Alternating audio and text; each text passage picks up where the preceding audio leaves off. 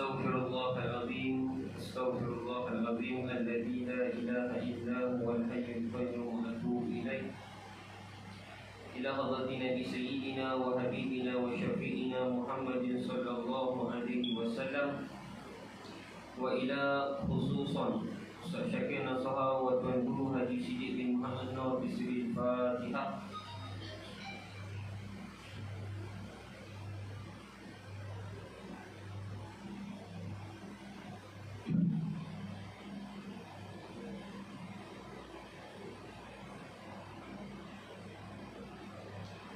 Alhamdulillahi Rabbil Alamin, wassalatu wassalamu ala ashrafil anbiya'i wal mursalin wa ala alihi wa sahbihi ajma'in.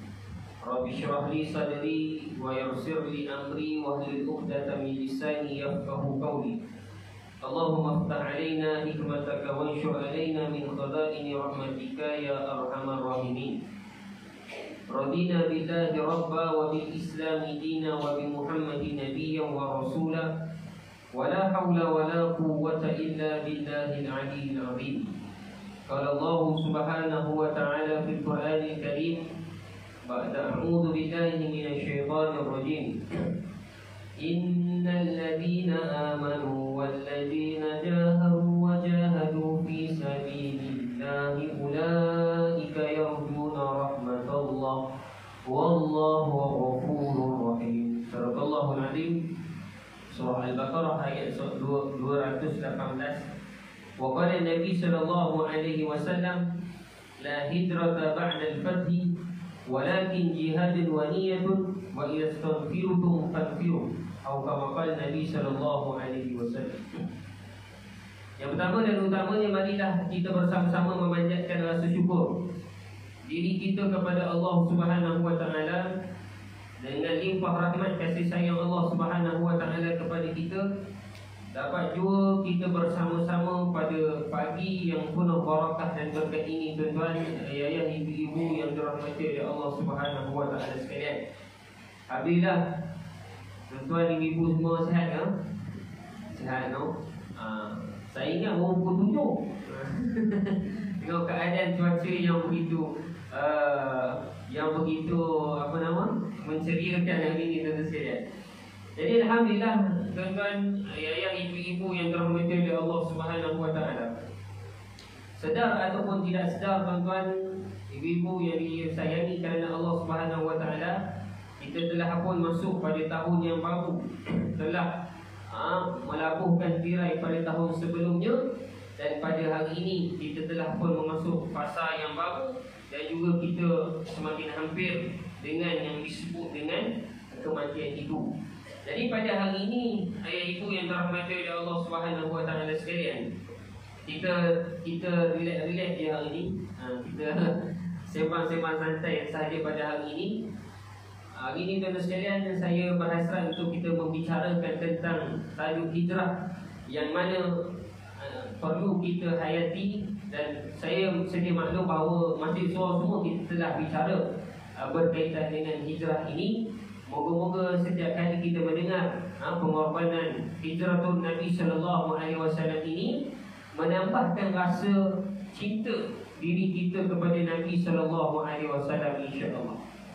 Jadi, tuan-tuan, ayah ibu yang dirahmati oleh Allah Subhanahu wa taala sekalian, dengan masa yang ada beberapa detik ini, tuan-tuan, ayah ibu yang dirahmati oleh Allah Subhanahu wa taala, mari kita menghayati perjalanan hijrah Nabi sallallahu alaihi wasallam, yang mana hijrah Nabi sallallahu alaihi wasallam ini bermula ketika mana umur Nabi sallallahu alaihi wasallam 50 tahun.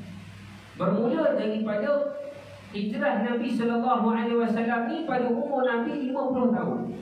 Apabila Nabi sallallahu alaihi wasallam ni menyampaikan dakwah di kota Mekah, kebanyakan penduduk kota Mekah ni, tuan-tuan, ayah ibu yang dirahmati oleh Allah Subhanahu wa taala, tidak memberi sambutan kepada dakwah Nabi sallallahu alaihi wasallam. Bila mana penduduk kota Mekah tidak menyambut seruan dakwah Nabi sallallahu alaihi wasallam ketika itu, Nabi mula keluar daripada kota Mekah, disebut di dalam kitab, Nabi pergi ke satu kawasan yang disebut sebagai kota Taif. Apabila sampai di kota Taif, tuan-tuan, ayah ibu yang dirahmati oleh Allah Subhanahu wa taala, Nabi pun sampaikanlah dakwah. Dan kita semua sedia maklum kisah bagaimana penderitaan Nabi SAW semasa menyampaikan dakwah di kota Taif. Yang mana apabila Nabi sebut, Nabi berdiri di atas satu batu, Nabi kata, wahai seluruh penduduk kota Taif, marilah kita mentauhidkan Allah Subhanahu wa taala, meninggalkan agama nenek moyang kamu ni. Maka apa yang mereka lakukan kepada Nabi SAW? Nabi menghina, Nabi dihina. Bahkan tuan-tuan sekalian, mereka menyuruh budak-budak ataupun kanak-kanak ni ambil batu lempar ke arah tubuh Nabi SAW. Orang Arab dulu tuan-tuan, cara dia nak hina tuan-tuan, dia suruh budak pergi lempar batu ke arah tubuh Nabi SAW ketika itu. Dalam setengah riwayat disebut tuan-tuan, ketika mana Nabi SAW nak pulang ke kota Mekah, telapak kaki Nabi, kasut Nabi SAW bunyi kelepak menunjukkan di dalam telapak kaki Nabi SAW tadi penuh dengan darah sehingga turun di dalam kasut Nabi SAW ketika itu. Apabila Nabi nak balik ke kota Mekah tuan-tuan, ya, selesai dakwah Nabi di Taif tidak diterima, Nabi nak balik ke kota Mekah. Pembesar-pembesar kota Mekah tak benar Nabi untuk masuk di dalam kota Mekah. Mereka tidak membenarkan Nabi SAW masuk ke kota Mekah. Apabila tidak dibenarkan, Nabi panggil satu orang tuan-tuan sekalian yang kita panggil hebat jugalah di kota Mekah, untuk bawa Nabi SAW masuk dan dijamin keselamatan Nabi ketika itu. Apabila tuan-tuan Nabi dapat masuk di dalam kota Mekah ketika itu, ya, ayah ibu yang dirahmati oleh Allah Subhanahu wa taala sekalian, Nabi memikirkan keadaan dakwah Nabi yang tidak mendapat sambutan pada di kota Mekah ketika itu. Nabi terfikir satu idea, ini bermula rentetan hijrah Nabi SAW ketika itu. Apabila dakwah Nabi tidak diterima, dakwah Nabi tidak diraikan di kota Mekah, maka ketika itu Nabi SAW terfikir satu idea untuk menyampaikan dakwah kepada orang luar Mekah. Tetapi Nabi masih duduk di kota Mekah. Apa dia? Nabi tunggu tahun haji ketika itu, maka orang-orang luar kota Mekah ni akan datang ke Kaabah. Cara haji mereka lah tuan-tuan sekalian, cara jahiliah. Maka Nabi SAW pergi dari kemah ke kemah, sampaikan dakwah Islam ni. Daripada kemah ke kemah, semua kemah-kemah menolak akan dakwah Nabi SAW ketika itu. Sehinggalah Nabi SAW pergi ke kemah golongan daripada kota Madinah. Sampainya Nabi sampai ke kemah orang yang daripada kota Madinah, Nabi sampaikan dakwah kepada mereka. Golongan orang daripada kota Madinah lah yang menyambut seruan dakwah Nabi dan beriman kepada Nabi SAW ketika itu. Seramai berapa orang? Seramai 6 orang ketika itu. Berbaiat dengan Nabi SAW. Tuan-tuan sekalian, apabila mereka bersetuju untuk beriman dengan Nabi SAW, Nabi kata boleh, kita jumpa 2 pagi. Jumpalah mereka tuan-tuan sekalian melakukan Aqabah pertama, perjanjian pertama dengan Nabi SAW. Habis dah tuan-tuan, mereka balik tuan-tuan sekalian ke Madinah. Tahun depan pula mereka datang tuan-tuan sekalian. Ketika itu umur Nabi SAW 52 tahun. Umur Nabi SAW ketika itu 52 tahun. Datanglah tuan-tuan sekalian daripada golongan kota Madinah ini untuk mengerjakan haji. Maka tuan-tuan sekalian, mereka bawa 12 orang pula kali yang kedua. Mereka membawa seramai 12 orang. Saya cerita ringkas-ringkas tuan sekalian sebab saya nak ralikan di penghujung ni. Mereka bawa pula seramai 12 orang. Bermula daripada 6 orang Aqabah yang pertama. Aqabah yang kedua tuan-tuan sekalian bawa pula 12 orang. beriman dengan Nabi SAW ketika itu, balik, kemudian datang pula musim yang ketiga. Ketika itu umur Nabi SAW 53 tahun. Kali yang ketiga, penduduk kota Madinah membawa seramai 72 orang. Pertama, akabah yang pertama seramai 6 orang. Akabah yang kedua seramai 12 orang. Akabah yang ketiga seramai 72 orang beriman dengan Nabi SAW ketika itu. Apabila 72 orang ini selesai beriman dengan Nabi SAW ketika itu, tuan-tuan, ibu yang dirahmati oleh Allah Subhanahu wa taala sekalian, mereka berkata kepada Nabi SAW, "Ya Rasulullah, aku tengok kamu di kota Mekah ni tak dapat sambutan, ya Rasulullah. Apa kata, jom ikut kami balik ke kota Madinah. Kami jamin keadaan kamu, keselamatan kamu, ya wahai Rasulullah. Mari ikut kami ke kota Madinah." Maka Nabi kata, "Betul, kamu jamin keselamatan aku. Kamu akan sambut aku di sana, insya-Allah," katanya. Penduduk kota Madinah ketika itu seramai 72 orang. Apabila berlaku sedemikian, maka Nabi kata, "Tak apa. Baik, aku akan melakukan hijrah ke kota Madinah." Maka mulalah rentetan penghijrahan Nabi SAW daripada orang Islam kota Mekah pergi ke kota Madinah ketika itu. Apabila berlaku sedemikian, tuan-tuan, ayah ibu yang dirahmati oleh Allah Subhanahu wa taala, maka Nabi SAW pun ketika itu mula membuat pengistiharaan untuk semua umat Islam yang beriman dengan Nabi SAW di kota Mekah untuk berhijrah ke kota Madinah. Tapi ketika itu hijrah kena senyap-senyap dan sekalian. Hijrah kena senyap kerana golongan kafir Quraisy ketika itu menentang Islam secara kekerasan. Tuan-tuan sekalian, apabila berlaku sedemikian, Nabi perintahkan sahabat-sahabat semua berhijrah. Hanya beberapa orang sahaja yang tinggal. Ketika itu yang tidak berhijrah lagi, iaitu Nabi SAW sendiri, Sayyidina Abu Bakar, Sayyidina Ali dan beberapa orang lagi, dan juga keluarga Nabi SAW. Besoknya, tuan-tuan sekalian, Sayyidina Umar, dia nak hijrah ke kota Madinah.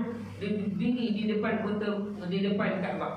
Dia kata, "Dengar ni semua orang-orang Mekah," kata dia, "siapa yang dia nak rasa suaminya, isterinya menjadi balu, hartanya menjadi warisan, rumahnya ditinggalkan, hari ini aku nak pergi berhijrah ke kota Madinah. Siapa yang berani menentang aku, boleh datang rapat dengan aku."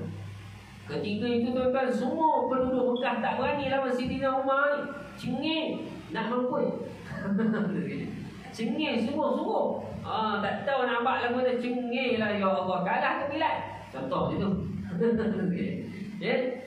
Kemudian setelah berlaku demikian, tuan-tuan, ayah ibu yang dirahmati oleh Allah Subhanahu wa taala sekalian, pemimpin-pemimpin kota Mekah ketika itu dipimpin oleh Abu Jahal. Mereka mengadakan satu mesyuarat tergempar. Mengadakan satu musyawarah tergempar. Kenapa? Mereka membincangkan isu, kalaulah golongan orang beriman dengan Muhammad ni pergi ke kota Madinah, mereka membuat satu kerajaan yang baru, mereka kata haram ke tak? Maka mereka pun, tuan-tuan, mengadakan satu musyawarah tergempar. Ketika itu datanglah seekor syaitan. Datang ikut mesyuarat dengan ayahanda Jahal ketika itu. Ayahanda Abu Jahal ketika itu datang berpakaian seorang ulama sebagai syekh dalam tuan-tuan sekalian, disebut di dalam kitab tuan-tuan sekalian, ketika mengikuti musyawarah ketika itu. Maka Abu Jahal, tuan-tuan sekalian, bapa tak guna je sekalian ni, mengeluarkan satu idea. Dia kata, apa kata? Kita kumpulkan semua pemuda-pemuda di setiap kabilah. Arab ni dia ada banyak kabilah, tuan-tuan sekalian. Kita kumpulkan semua pemuda-pemuda di kota Mekah ini daripada setiap kabilah. Kita himpunkan setiap kabilah satu pemuda. Kita bagi dia pedang. Yang di pedang itu telah kita masukkan racun, pergi kepada rumah Muhammad sebelum pagi esok dan bunuh Muhammad. Maka dikumpulkan seluruh, tuan-tuan sekalian, pemuda-pemuda di setiap kabilah-kabilah. berhimpun di rumah Nabi sallallahu alaihi wasallam. Maka sebelum itu berlaku, Allah Ta'ala memerintahkan kepada Jibril untuk wahyukan kepada Nabi sallallahu alaihi wasallam, ya Rasulullah, malam ni kamu jangan tidur di tempat tidur kamu, kerana ada golongan yang akan membunuh kamu.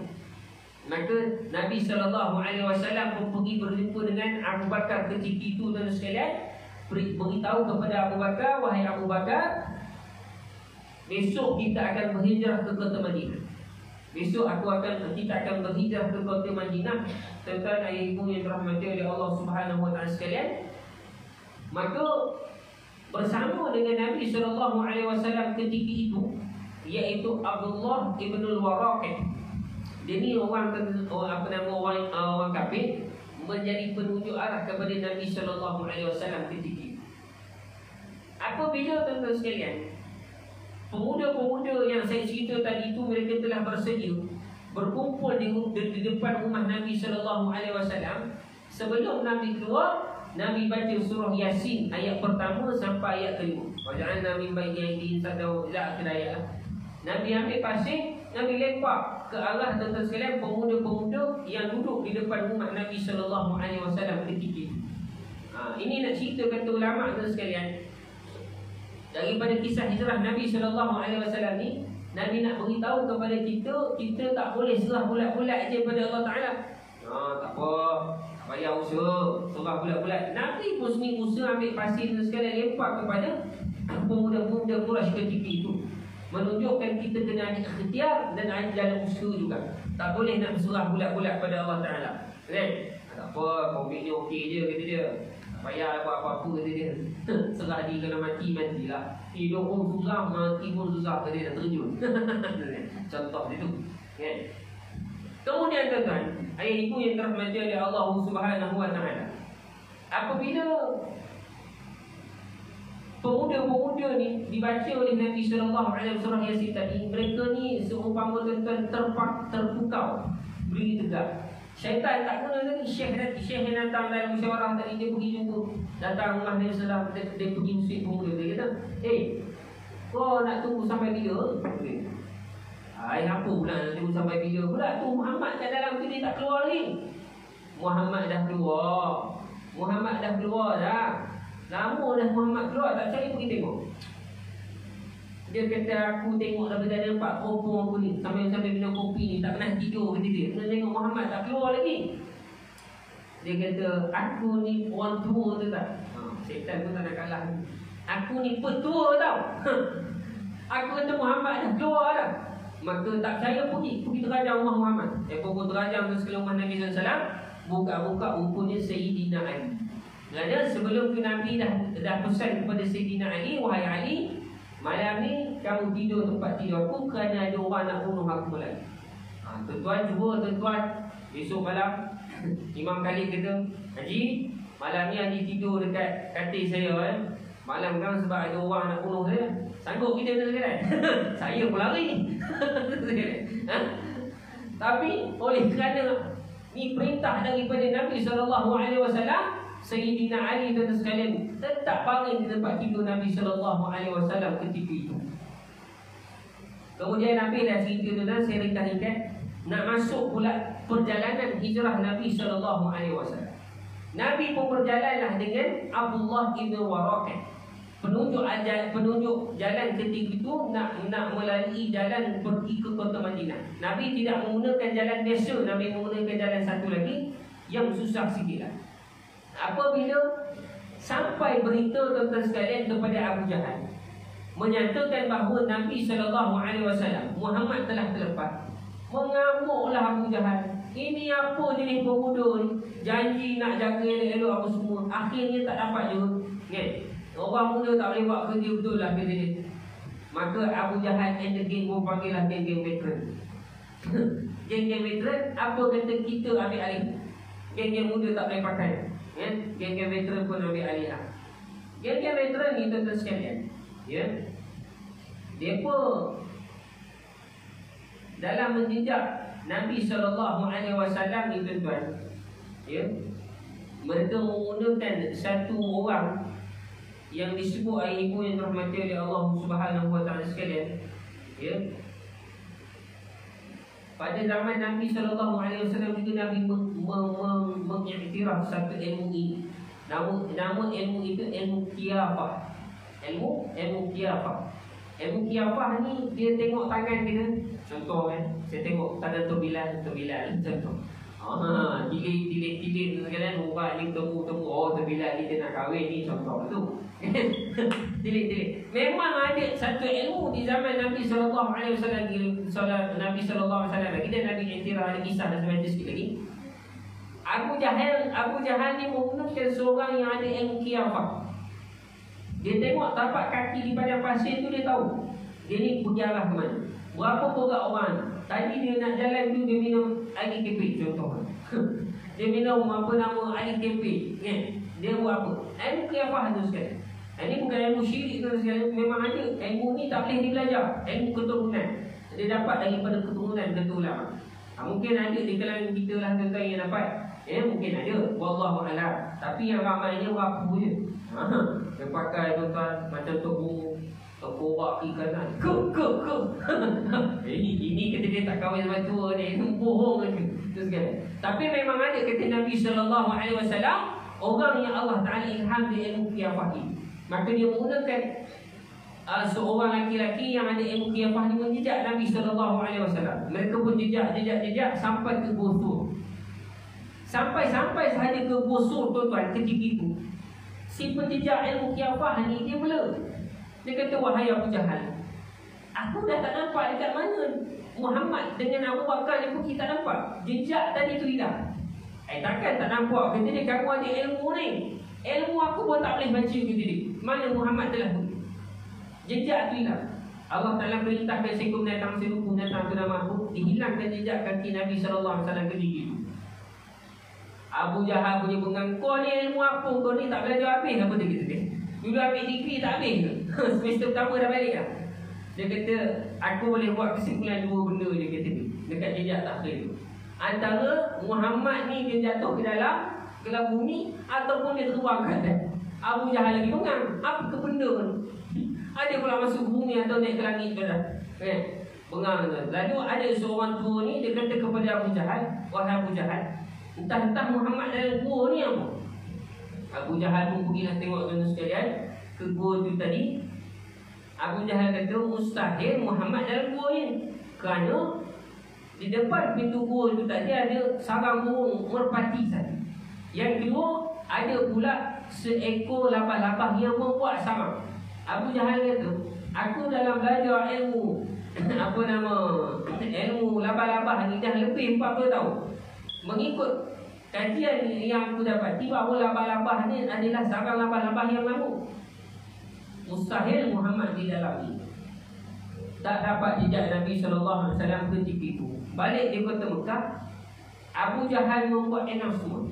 Abu Jahal kata kepada seluruh penduduk kota Mekah, siapa yang dapat menemukan Nabi SAW ketika itu tuan-tuan, ayah ibu yang dirahmati oleh Allah Subhanahu Wa Taala, siapa yang dapat menemui jumpa dengan Nabi SAW, diberikan ganjaran sebanyak 100 ekor unta ketika itu. Diberikan ganjaran sebanyak 100 ekor unta. Maka seluruh pemuda-pemuda, orang-orang kota Mekah ketika itu berlumba-lumba mencari baginda Nabi SAW ketika itu. Berlumba-lumba mencari Nabi SAW ketika itu. Maka tuan-tuan sekalian, maka Nabi SAW pun teruslah perjalanan yang sekalian. Maka Abu Jahal pun membuat pengisytiharaan, siapa yang dapat jumpa Nabi SAW, maka diberikan kepada dia 100 ekor unta.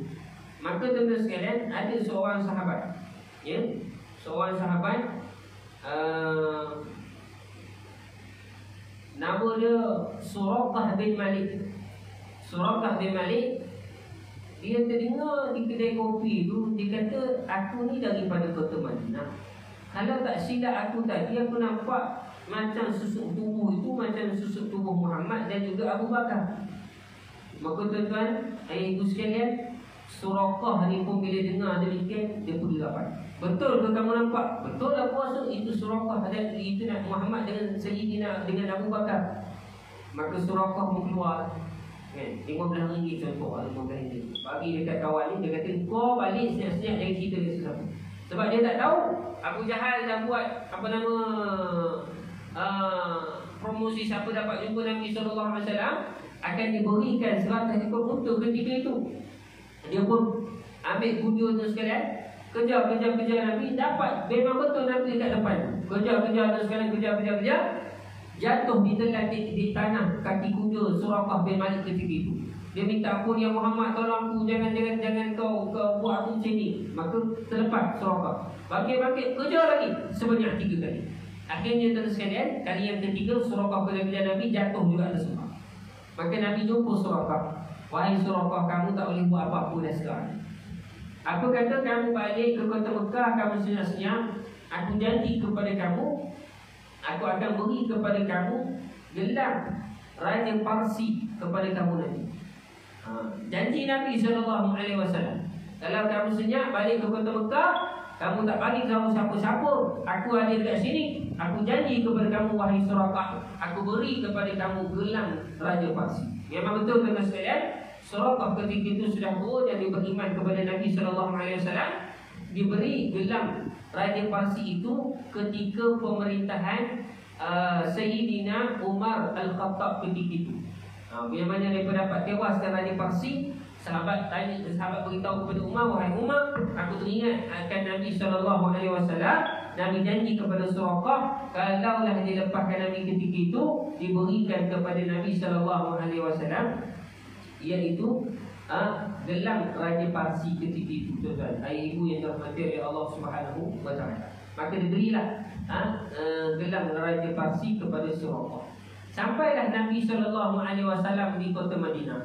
Ketika itu penduduk kota Madinah menyambut kedatangan Nabi dengan qasidah Tala'al badru alaina min saniyanil wada wajaba syukru alaina. Habislah saya tak ingat tu. Disambut kedatangan Nabi SAW ketika itu dengan laungan qasidah menyambut kehadiran Nabi SAW. Itu perjalanan rentetan sirah tentang penghijrahan Nabi SAW ketika itu, tuan-tuan, ayah ibu yang dirahmati oleh Allah Subhanahu wa Ta'ala. Saya nak masuk, tuan-tuan sekalian. Kita dah dengar bagaimana hijrah Nabi SAW. Mari kita menghayati satu hadis Nabi SAW yang mana Nabi kata, oleh Nabi SAW, Nabi kata, la hijrata ba'da al-fathi walakin jihadun wa niyatun wa idza stunfirtum fanfiru atau kama qala Nabi SAW. Nabi kata, la hijrata ba'da al-fathi, tidak ada lagi dah penghijrahan setelah pembukaan kota Mekah. Walakin, akan tetapi, yang ada daripada selepas daripada penghijrahan pembukaan kota Mekah itu, iaitu jihadun wa niyatun wa idza stanfirtum fanfiru. Kata Nabi SAW, selepas daripada penghijrahan pembukaan kota Mekah adalah jihad. Apa dia, tuan-tuan sekalian, disebut oleh ulama, jihad memerangi hawa nafsu kita. Di kalangan kita duduk di akhir zaman ini, tuan-tuan sekalian. Dan kalau kita merujuk daripada kamus, tuan-tuan, perkataan hijrah ini berasal daripada perkataan hajar. Hajar bermaksud berpindah daripada satu tempat ke satu tempat yang lain, ataupun disebut di dalam kamus juga, tuan-tuan sekalian, iaitu berubah daripada buruk kepada baik. Saya nak mengajak tuan-tuan kita semua mari menghayati perjalanan hijrah kita. Kita juga akan berhijrah seperti mana yang disebut oleh Al-Imam Ghazali rahimallahu ta'ala. Beliau menyebut manusia akan berhijrah pada 5 alam. Pertama, manusia duduk pada alam roh, akan berhijrah pada alam rahim, akan berhijrah pada alam dunia, akan berhijrah pada alam barzakh, dan akan berhijrah yang disebut dengan alam akhirah. yang mana disebut sebagai negeri yang baqa kekal abadi selama-lamanya, abadan abada selama-lamanya. Kita akan berada di negeri yang kekal abadi yang disebut dengan negeri akhirat. Semua kita pasti akan berhijrah ke tempat itu, tuan-tuan sekalian. Yang hidup pasti akan berhijrah menemui kematian. Yang pernah meninggal pasti pernah hidup, tuan-tuan sekalian. Tak ada orang, tuan-tuan, dia hidup tak mati-mati. Fir'aun pun mati. Tak ada orang, tuan-tuan, yang mati tak pernah hidup. Pasti pernah hidup, tuan-tuan sekalian. Maka saya nak mengambil, tuan-tuan, satu peristiwa pada pagi ini untuk kita menghayati sebenar-benar penghayatan sebelum kita bertemu, sebelum kita berhijrah ke tempat tersebut. Yang mana, tuan-tuan, ayah ibu yang dirahmati oleh Allah Subhanahu wa taala, setelah nanti manusia ni Allah Subhanahu wa taala matikan kita, ditiup sangkakala yang pertama, tuan-tuan, ayah ibu yang dirahmati oleh Allah Subhanahu wa taala, ditiup sangkakala yang pertama, maka seluruh manusia ni akan mati. Seluruh makhluk akan meninggalkan dunia ini, akan hancur. Kullu man 'alaiha fan. Seluruh manusia makhluk, tuan-tuan, akan hancur yang berada di atas dunia ini. Seluruhlah manusia akan hancur ketika itu di atas dunia. Maka Allah Ta'ala menyuruh malaikat Israfil ketika itu meniup sangkakala yang kedua, dibangkitkan seluruh makhluk ketika itu berada di padang mahsyar Allah Subhanahu wa taala. Ditiuplah sangkakala. Itu contoh itu. Bila ditiup sangkakala yang kedua, seluruh makhluk, tuan-tuan, ayah ibu yang dirahmati oleh Allah Subhanahu wa taala pun dibangkitkan. Apabila dibangkitkan seluruh makhluk ketika itu, tuan-tuan, ayah ibu sekalian, maka kata Nabi SAW ketika itu, manusia dibangkitkan dalam keadaan bogel. Tidak ada seurat benang pun pada tubuh badan kita ketika itu, tuan-tuan sekalian. Maka isteri Nabi SAW, Siti Aisyah, kata kepada Rasulullah, "Ya Rasulullah, tidakkah ketika itu kita merasa malu, wahai Rasulullah? Ketika mana kita dibangkitkan dalam keadaan tidak ada seurat benang pun pada tubuh badan kita, wahai Rasulullah." Maka ketika itu kata Nabi SAW, tuan-tuan, Nabi menjawab dengan ayat Quran. Nabi kata, "Likulli imri'in minhum yawma idzin syai'un yughnih." Ketika mana manusia dibangkitkan pada badan mahsyar Allah Subhanahu wa taala, manusia berada dalam keadaan sibuk, sangat sesibuk-sibuk, menunggu keadaan apa yang nak terjadi pada mahsyar ketika mana berada pada mahsyar Allah Subhanahu wa taala ketika itu. Apabila manusia dibangkitkan dalam keadaan bogel ketika itu, tuan-tuan sekalian, Allah Ta'ala mula menjadikan matahari. Dijadikan matahari ketika itu kepada seluruh manusia di padang mahsyar. Ketika itu manusia berada dalam keadaan hiruk pikuk, dalam keadaan, tuan-tuan, berhimpit-himpit. Allah Ta'ala jadikan matahari. Maka setengah riwayat kata matahari singgah di atas kepala. Setengah riwayat kata matahari, dua anak panah boleh busur tu, dua busur di atas kepala mereka. Hari ini, tuan-tuan, matahari pun jauh di atas sana pun kita telah tidak tahan menanggung kepanasan api neraka Allah Subhanahu wa taala ketika mana berada di atas dunia. Apatah lagi ketika itu, tuan-tuan, ayah ibu, matahari singgah di atas kepala kita. Dua busur anak panah berada matahari di atas kepala kita. Maka ketika itu, tuan-tuan sekalian, disebut oleh baginda Nabi SAW, ada manusia yang mana, tuan-tuan sekalian, peluh yang keluar daripada tubuh badannya, sehingga kan ada peluhnya sehingga tumit mereka, pukulani mereka. Ada yang disebut Nabi SAW, peluh mereka di atas lutut mereka.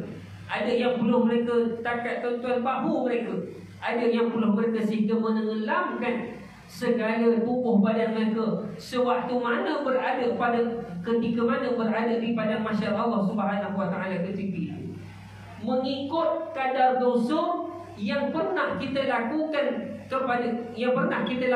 sewaktu mana berada di atas dunia dulu, yang tidak mendapat keampunan Allah Subhanahu wa taala. Contoh sekalian, ada orang yang tenggelam dengan air peluhnya kerana tanda dosa yang tidak diampunkan oleh Allah Subhanahu wa taala ketika itu. Dipenuhi dengan penuh. Allah Ta'ala jadikan daripada peluh-peluh itu tuan sekalian, keluarnya bau hanyir yang sangat busuk. Sehingga kan Nabi SAW kata, ketika itu manusia terpaksa menanggung kepanasan, menanggung penderitaan, keperitan, sewaktu mana berada di pada masyarakat Allah Subhanahu wa taala selama 3000 tahun kiraan dunia. Setelah ulama kira-kira mengikut kiraan akhirat, kata ulama tuan-tuan sekalian, selama 50 juta tahun manusia terpaksa menunggu keperitan, penderitaan di pada masyarakat Allah Subhanahu wa taala ketika itu. Maka manusia ketika itu tuan sekalian menanggung penderitaan, kesukaran, penderitaan, baru teringat kepada Nabi SAW. Maka lalu mereka mencari Nabi Adam. Jumpa Nabi Adam disebut dalam riwayat selama 500 tahun. Nak cari Nabi Adam 500 tahun. Tak, Nabi Adam kata, hari ini nafsi-nafsi aku pun tak boleh tolong kamu. Jumpa pula Nabi Nuh, Nabi Musa, Nabi Isa pun tak boleh tolong. Setiap Nabi kita cari selama 500 tahun tuan-tuan sekalian. Akhirnya jumpalah dengan Nabi SAW tuan-tuan sekalian. Sebelum tu tuan-tuan sekalian, disebut oleh Nabi SAW, ketika mana manusia berada pada masyarakat itu, manusia tuan-tuan sekalian, ada 7 golongan yang akan mendapat keselamatan pada penderitaan pada masyarakat itu. Yang pertama kata Nabi SAW, iaitu pemimpin yang adil. Maka kita sebagai pemimpin tuan-tuan sekalian, kalau kita nak tengok daripada konteks luas tuan-tuan sekalian, raja, Perdana Menteri jauh kan, maka kita tengoklah pemimpin kita sebagai seorang ibu dan seorang ayah. Kita menjadi pemimpin kepada anak-anak. Maka kita sebagai seorang bapa, sebagai seorang ibu, maka kita pimpin anak-anak kita tuan-tuan sekalian dengan sebaik mungkin. Kerana setiap daripada kita akan ditanya dengan amanah yang kita pikul. Setiap daripada kita akan ditanya dengan amanah yang kita pikul pada hari ini. Seorang ibu akan ditanya dengan amanah dia sebagai seorang ibu. Seorang bapa akan ditanya kita sebagai seorang bapa. Seorang ketua akan ditanya kita sebagai seorang ketua. Maka Nabi SAW sebut, siapa yang menjadi pemimpin dan dia tidak pecah amanah, dia ada dengan amanah yang dipegang tuan sekalian, maka dia mendapat naungan arasy Allah Subhanahu wa taala ketika mana di pada masyarakat. Yang kedua kata Nabi SAW, golongan yang kedua iaitu orang yang bersahabat, berkawan kerana Allah Subhanahu wa taala. Bukan berkawan kerana hartanya, bukan berkawan kerana kecantikannya, bukan berkawan kerana tuan-tuan dia orang yang hebat, tidak. Dia berkawan kerana ikhlas kerana Allah Subhanahu wa taala. Kawan sakit dia tolong, bahkan ini disebut oleh Nabi SAW. Nabi kata, la yu'minu ahadukum hatta yuhibbu li akhihi ma yuhibbu li nafsihi aw kama qala. Nabi kata tidak sempurna iman seseorang selagi mana dia tidak menyayangi saudaranya seperti mana dia menyayangi diri dia sendiri. Maka kita berkawan tuan-tuan, ikhlas sungguh kerana Allah Ta'ala. Nabi kata Allah Ta'ala selamatkan kita di padang mahsyar. Yang ketiga tuan-tuan sekalian, orang yang mencintai masjid, mencintai rumah Allah Subhanahu wa taala. Siapa yang mencintai rumah Allah, mencintai masjid, golongan ini juga akan mendapat naungan arasy Allah Subhanahu wa taala pada padang mahsyar. Nak dapat cinta rumah Allah Ta'ala ni tuan-tuan, dia bukan satu benda yang senang. Dia merupakan satu anugerah daripada Allah. Bahkan orang yang nak dapat duduk kuliah ni tuan sekalian pun bukan satu benda yang senang. Dia merupakan anugerah daripada Allah Subhanahu wa taala. Maka Nabi sebut, siapa yang mencintai masjid, merindui kuliah agama, merindui rumah Allah Subhanahu wa taala, kita juga akan mendapat naungan arasy Allah Subhanahu wa taala. Saya teringat kata-kata Syekh Ibnu Athaillah di dalam kitab Hikam. Syekh kata dalam satu matan, man asyraqat bidayatuhu asyraqat nihayatuhu.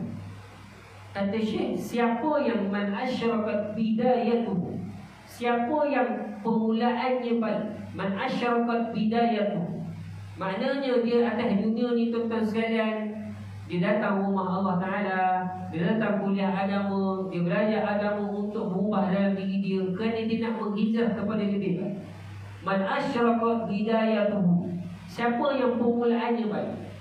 Janganlah kita lihat ketika kita dulu, tuan-tuan sekalian, lihatlah ketika kita sekarang.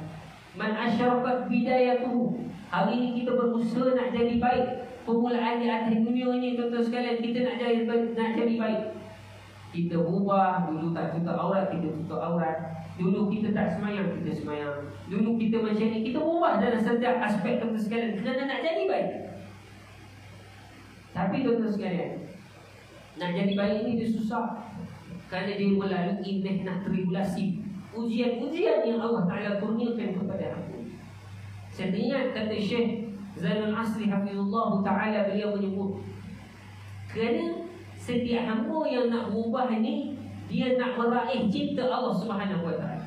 Bila mana dia nak meraih cinta Allah Subhanahu Wa Ta'ala, Allah Ta'ala nak balas cinta dia. Balas cinta dunia ni, tuan-tuan sekalian, kata ulama, Allah Ta'ala beri dia, tuan-tuan sekalian, ujian. Allah Ta'ala kurnia kepada dia ujian. Hidup dalam keadaan nak ubah ni macam-macam ujian. Anak tak nak dengar cakap, tuan sekalian. Tiba-tiba suami pula halang kita nak ubah. Tiba-tiba isteri pula tak sokong kita nak ubah. Pelbagai ujian-ujian mihnah yang datang kepada kita. Ketika itulah datangnya ujian nafsu, ketika itulah datangnya ujian harta, ketika itulah datangnya ujian bermacam-macam ujian. Ketika mana kita mujahadah nak bertemu, nak mencintai Allah, nak mendapat raih cinta Allah Ta'ala ketika itu. Kerana ulama sebut dah, ketika mana kita berusaha nak mendapatkan cinta Allah, nak mendapatkan kasih sayang Allah, nak menjadi hamba yang Allah Ta'ala redha, Allah Ta'ala buktikan cintanya dengan beri ujian. Maka kata ulama, bila mana Allah Ta'ala beri ujian, jangan lari daripada ujian yang Allah Ta'ala beri. Semisal saya selalu buat contoh, tuan-tuan, seorang ibu marah kepada anak. Marah tadi bukan kerana dia benci anak tu, tapi dia cinta kepada anak tu, tak nak anak tu jadi rosak. Allah Ta'ala kenal kita. Kalau Allah Ta'ala beri kita macam ni, kita jauh daripada Allah. Allah Ta'ala beri kita macam ni. Allah Ta'ala kenal kita. Kalau aku tak bagi, orang ni sakit, dia tak ingat kepada aku. Allah Ta'ala beri kita sakit. Maka saya ingat satu matan disebut Syekh Ibn Athaillah, man asyraqat bidayatuhu, siapa yang mula yang baik pada awalnya, dia berusaha nak dapat cinta Allah Subhanahu Wa Ta'ala. Syekh sebut dalam matan yang lain, Syekh kata tahaqqaq bi asafika. Syekh kata bila mana kita berusaha nak dapat cinta Allah, tahaqqaq bi asafika, buktikan sungguh-sungguh cinta kamu kepada Allah Ta'ala dengan sifat kamu. Apa sifat kamu? Kita lemah, sentiasa minta pertolongan daripada Allah. Apa sifat hamba? Kita bodoh, kita jahil, kita tak pandai apa-apa, sentiasa minta hajat kepada Allah Subhanahu Wa Ta'ala. Itu sebab Syekh kata, tuan-tuan, setiap kali kita sembahyang sunat, lapitkan sembahyang sunat kita tu dengan solat dengan sunat hajat. Kan? Saja aku sembahyang sunat hajat bersama sembahyang sunat pula, tuan-tuan, yang sembahyang sunat, supaya kita berhajat kepada Allah Ta'ala. Ya Allah, tunjukkan aku jalan yang benar. Ya Allah, tunjukkan aku jalan menuju mardatilah Engkau, ya Allah. Sentiasa berhajat kepada Allah Ta'ala. Apa lagi sifat hamba, tuan-tuan sekalian? Sentiasa tawakal. Bila mana kita sentiasa merendah diri, tuan-tuan sekalian, sentiasa kita berusaha untuk jadi yang lebih baik, kita berhajat minta Allah Ta'ala tolong kepada kita, kerana kita tidak ada haula dan tidak ada kuasa. Dalam kita nak ubah banyak ujian, kita kena kuat, kita kena lawan nafsu kita kena lawan kehendak-kehendak yang datang, syaitan yang iblis ni, tuan-tuan sekalian, untuk kita mendapat mardhatillah. Maka tahaqqaq bi asafika yamuduka bi asafik. Bila mana kita bersungguh-sungguh tunjuk kepada Allah, wahai Allah, aku bersungguh-sungguh nak dekat kepada Engkau, wahai Allah. Maka kata Syekh, yamuduka fi asafik, maka nescaya selepas daripada kamu bersungguh-sungguh tunjuk apa yang kamu nak dapat daripada Allah, lepas daripada itu Allah tunjuk kepada kamu yang disebut kata Syekh, pertolongan Allah Subhanahu Wa Ta'ala kepada kita. Jadi nak dapat satu permata susah, nak dapat satu benda yang mahal dan sekalian kena usaha dulu, kena bersusah-susah dulu, kena lawan mujahadah dulu, kena lawan kehendak nafsu dulu, barulah Allah Ta'ala beri kemanisan dalam kita beribadat kepada Allah Subhanahu wa Ta'ala. Jadi golongan yang ketiga tadi dia cinta kepada masjid. Golongan yang keempat saya bagi rekan-rekan sekalian, iaitu tuan-tuan, seorang laki-laki yang mana tuan-tuan sekalian bersedekah dan dia tangan kirinya tidak mengetahui apa yang disedekahkan oleh tangan kanan. Golongan yang keempat, dia sedekah orang lain semua tak tahu. Saya tuan-tuan ingat satu kisah Imam Syafi'i. Dulu ayah dia, orang tanya kepada ayah Imam Syafi'i, "Wahai pakcik, apa amalan pakcik ni yang menyebabkan anak pakcik jadi hebat luar biasa ni?" Dia kata dulu waktu ibu Imam Syafi'i mengandungkan dia, setiap kali aku nak pergi kerja, aku akan singgah masjid. Aku singgah masjid, aku akan sedekah dalam tampang masjid. Aku kata, "Wahai Allah, berkat sedekah aku ni, Allah, jadikan anak aku anak yang hebat ya Allah. Jadikan anak aku anak yang soleh-soleh ya Allah. Jadikan anak aku anak yang berguna ya Allah." Tiap-tiap hari tuan-tuan dia nak pergi kerja, dia akan pergi masjid, dia akan sedekah dalam tampang masjid, dia akan minta, dia akan doa, "Ya Allah, berkat sedekah aku ni, jadi anak aku hebat, jadi anak aku mulia, jadi anak aku soleh-soleh ya Allah." Jadi dia kata mungkin sebab daripada itu Al-Imam Syafi'i Idris namanya tuan sekalian, umur kecil lagi dah mengeluarkan fatwa, punya hebat. Maka tuan-tuan sekalian, saya rasa kita pun boleh cuba. Dalam kita nak ubah ni tuan-tuan sekalian, banyak ujian yang Allah Ta'ala jadikan. Kita nak mengaji kadang-kadang kan, ujian itulah datang, sakitlah, pentinglah kita tuan-tuan usia-usia dia lagi tuan sekalian. Kadang-kadang usia-usia tua ni, kadang-kadang cucu masalah, anak masalah tuan sekalian. Macam-macam ujian datang semakin kita nak dekat dengan Allah ni. Jadi saya mensyorkan kepada kita tuan sekalian, selalunya yang buat benda ni tuan sekalian orang perempuan. Saya kuliah mana-mana dalam masjid tuan sekalian ni, ibu-ibu datang sampai kuliah dan itu, "Ustaz, ni sedekah subuh saya." Kadang-kadang dapat kat saya, tak apa ni masjid nak bagi kat ustaz. Saya punya seronok lah, balik-balik buka RM20. Oh ya Allah, banyak. Jadilah buat-buat minum kopi. Kadang-kadang dapat kat sekolah. Tapi kalau Tok Bilal bagi mungkin RM2,000 lah kot. Ya. Nak cerita dah tuan sekalian, kita tiap-tiap pagi lepas sembahyang subuh tuan sekalian, buat satu tabung. Ini sedekah subuh kita. Cukup tuan sekalian, seminggu ke sebulan ke, bagi solat tahfiz ke sebuah masjid tuan sekalian. Saya di sedekah subuh, saya minta Ustaz doa saya dimakbul oleh Allah. Macam-macam ramai tuan sekalian. Saya kuliah masjid-masjid tuan sekalian, dia kata ni sedekah subuh saya. Dan benda ni itu adalah satu fenomena yang kita kena buat. Setiap hari kita ada sedekah. Kerana tuan-tuan, setiap sedekah kita, doa kita diangkat oleh Allah Subhanahu wa Ta'ala. Takkanlah tuan-tuan sekalian, tiap-tiap hari kita ketuk pintu rumah orang tak buka. Saya pergi rumah Kak Yu, "Kak Yu, bagi salam tu. Kak Yu tak nak buka, hari-hari pergi. Takkanlah dalam sebulan 30 hari tuan-tuan sekalian Kak Yu tak buka pintu, dia tengok siapa datang. Begitu juga kita dengan Allah Ta'ala. Takkanlah tiap-tiap hari kita berdoa, Allah Ta'ala tak makbulkan satu hari doa kita tu tuan-tuan sekalian. Jadi buat tuan-tuan sekalian, insya-Allah. Yang kelima, seorang lelaki yang diajak berzina dan dia berkata, "Sesungguhnya aku takut kepada Allah Ta'ala." Ini jaranglah berlaku tuan sekalian ni. Kita pun usia semua sebaya, kita 60-50 dah, saya pun itulah tuan sekalian ni. Nak ajak berzina pun tak tahulah, buat aja wallahu a'lam tuan sekalian. Tapi saya rasa tak payah kita bahas ni. Yang keenam, seorang lelaki yang disebut nama Allah gemetar hatinya, ada sifat takwa. Yang ketujuh tuan-tuan sekalian, iaitu orang yang sentiasa mencintai Allah Subhanahu wa Ta'ala. Itu 7 golongan yang mendapat naungan arasy Allah Subhanahu wa Ta'ala ketika itu. Akhir sekali tuan sekalian, apabila balik-balik pada cerita pada masyarakat tadi, tu 7 golongan yang mendapat naungan arasy Allah Subhanahu wa Ta'ala. Akhir sekali tuan sekalian, Nabi minta kepada Allah, Nabi sujud di arasy Allah Subhanahu wa Ta'ala ketika itu. Nabi sujud, Allah kata, "Wahai Muhammad, angkat kepada kamu, minta apa kamu nak minta." Maka Nabi kata, "Wahai Allah Tuhan kami, wahai Allah Tuhan kami, aku mohon kepada Engkau wahai Allah, hari ini umat aku dalam keadaan penderitaan, umat aku dalam keadaan kesakitan wahai Allah. Tolong kau mulakan perbicaraan pada hari ini wahai Allah." Lalu Allah Subhanahu wa Ta'ala membuka persidangan ketika itu tuan-tuan.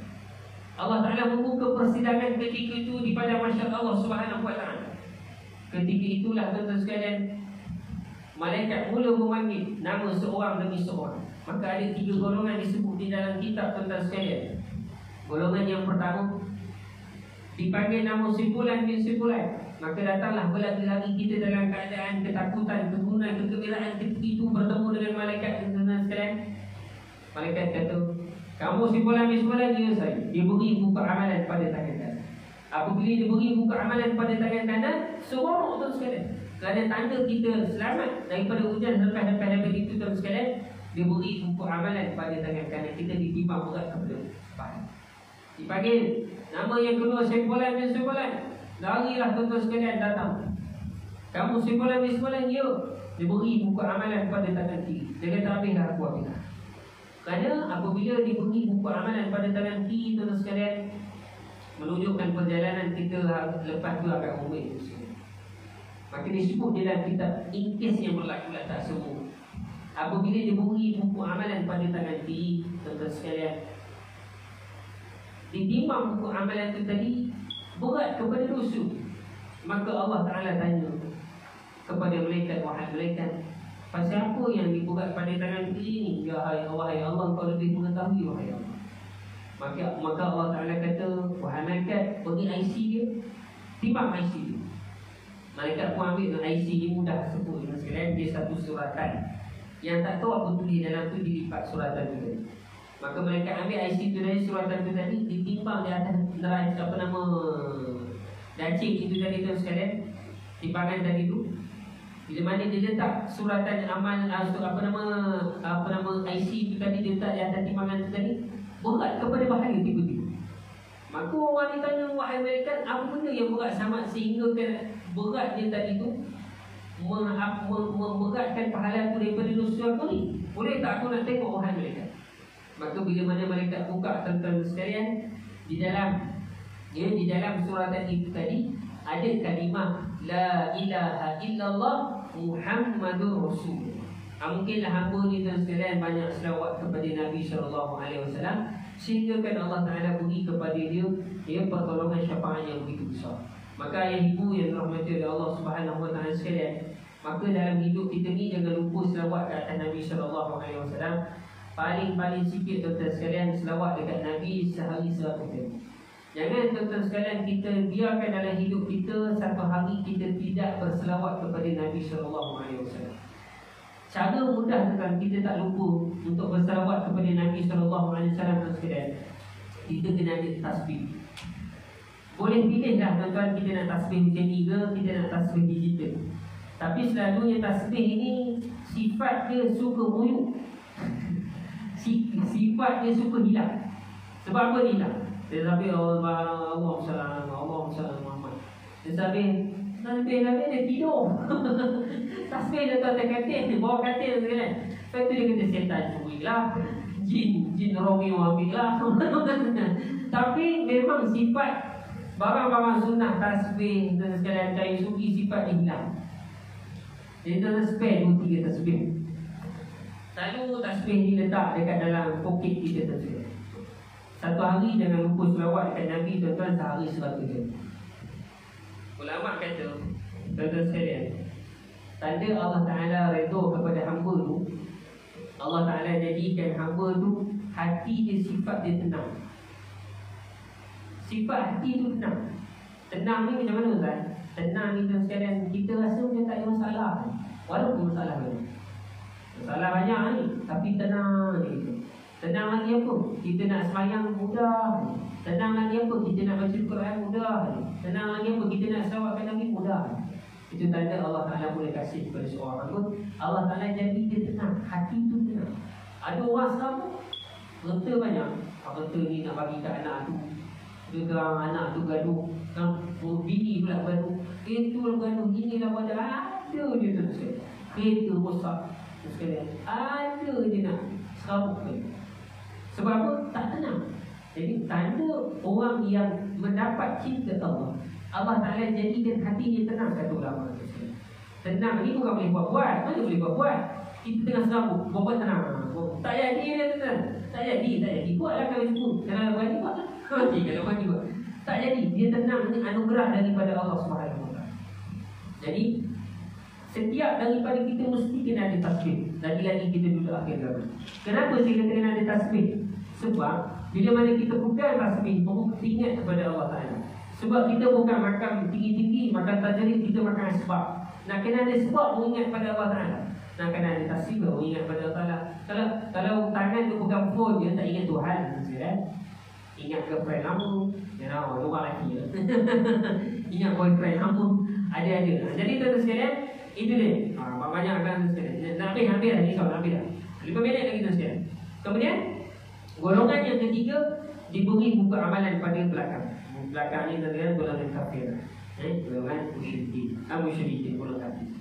Jadi kesimpulan daripada cerita saya pada hari ini tuan-tuan sekalian, saya nak mengajak kita untuk kita bina satu penghijrahan baru. Saya tidak nafi dan saya mengakui bahawa saya, tuan-tuan, ibu-ibu ayah sekalian, kita pernah melakukan kesilapan. Kita pernah melakukan dosa. Kita pernah melakukan perkara yang haram. Kita pernah melakukan kerosakan.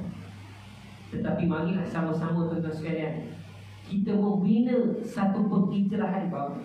Sebelum Allah Subhanahu Wa Taala hijrahkan kita yang disebut dengan alam barzakh. Maka sebelum Allah Ta'ala hijrahkan kita pada mahsyar Allah, marilah kita sama-sama membina penghijrahan taubat, meminta keampunan daripada Allah, meminta ampun kepada Allah Ta'ala sungguh-sungguh. Lupakan segala benda dosa yang pernah kita lakukan. Lupakan segala benda keaiban yang pernah kita lakukan. Lupakan segala benda kerosakan yang pernah kita lakukan. Marilah kita membina perubahan. Marilah kita membina satu anjakan paradigma sekalian, kerana kita semakin hampir yang disebut dengan itu. Saya nak tutup dengan satu ayat Quran. Ketika mana Allah Subhanahu Wa Taala menghukum golongan-golongan yang berdosa ketika mana berada di atas dunia, mereka berkata kepada Allah Subhanahu Wa Taala, yaqulu ya laitani qaddamtu li hayati. Kata mereka, yaqulu ya laitani. Golongan yang berdosa ini berkata, yaqulu ya laitani. Alangkah baiknya ketika mana berada di atas dunia dulu aku membuat persiapan, bawa bekalan nak bertemu hari ini. Qaddamtu li hayati. Amal-amal kebaikan untuk hidup aku di yaumul akhirat ini. Tentang baru dan nak berkata menyesal ketika mana dia berada di padang mahsyar. Lalu ketika mana berada di padang mahsyar ketika itu, ada setengah daripada mereka berkata, Rabbana, wahai Tuhan kami, Rabbana absarna wa sami'na farji'na na'mal salihan inna mungkinun.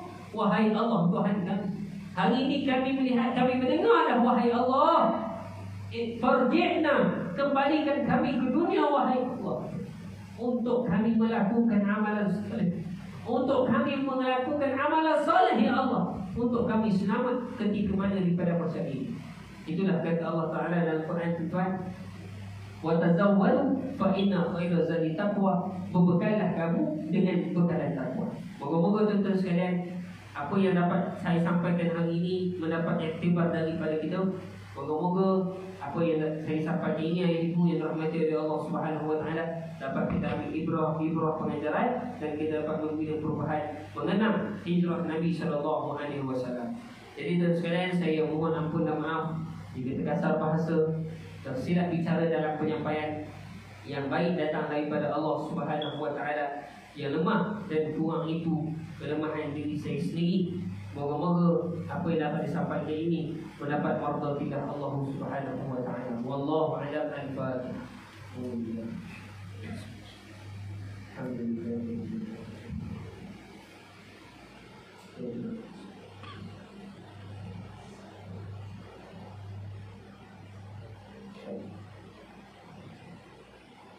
Bismillahirrahmanirrahim. Alhamdulillahirabbil alamin, wassalatu wassalamu ala asyrafil anbiya'i wal mursalin wa ala alihi wa sahbihi ajma'in. Allahumma ighfir lana dhunubana wa liwalidayya warhamhuma kama rabbayana shaghira wa jami'al muslimina wal muslimat wal mu'minina wal mu'minat al-ahya'i minhum wal amwat bi rahmatika ya arhamar rahimin. Allah, ya Tuhan kami mohon kepada Engkau di hari yang penuh barakah berkat ini, wahai Allah, Tuhan yang Maha Penyayang, Tuhan yang Maha Pengasih, Tuhan yang Maha Pengampun. agar Kau ampunkan dosa-dosa kami, wahai Allah. Ya Allah, dulu kami hina, kami lemah, ya Allah. Dulu kami banyak melakukan kesilapan, kesalahan kepada Engkau, ya Allah. Dulu kami lumpuh, kami lupa, ya Allah. Tolonglah, wahai Allah, berikan kepada kami kekuatan untuk kami berubah pada hari ini, ya Allah. Untuk kami tinggalkan segala bentuk maksiat yang pernah kami lakukan. Untuk kami tinggalkan segala bentuk kejahatan yang pernah kami kerjakan. Untuk kami tinggalkan segala bentuk kerosakan yang pernah kami lakukan, wahai Allah.